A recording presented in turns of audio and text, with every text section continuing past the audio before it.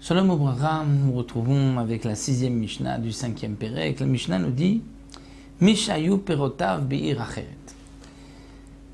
Ve'ervu bnei ota ha'ir lavi etzlo mi perotav.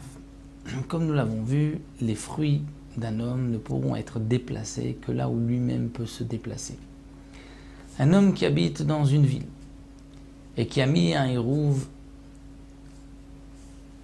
dans les 2000 amot de la ville pour se déplacer encore 2000 amot de l'endroit où il a mis son hérouve, pour se rendre dans une autre ville,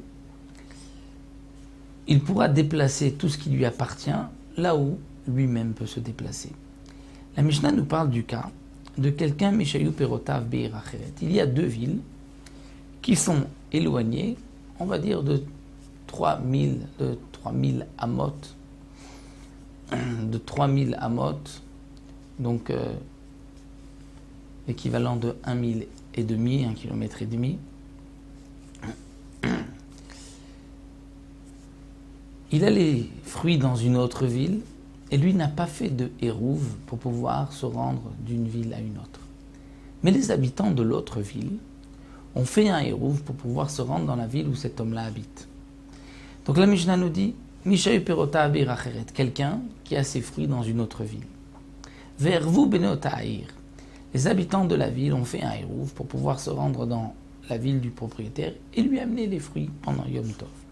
La vie etzlo mi perotav, eh bien lo yaviu lo, ils ne pourront pas lui amener les fruits étant donné que lui-même n'a pas fait de hérouve, lui n'a pas le droit de se rendre d'une ville à une autre.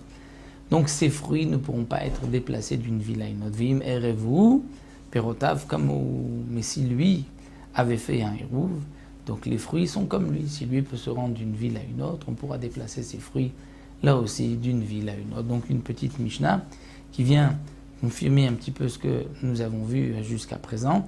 Il nous reste une dernière Mishnah avec toujours un peu de ce din-là. Et nous le verrons pour clôturer le 5e Pérec et terminer la Masechet Betzah Bezrat Hashem la prochaine fois.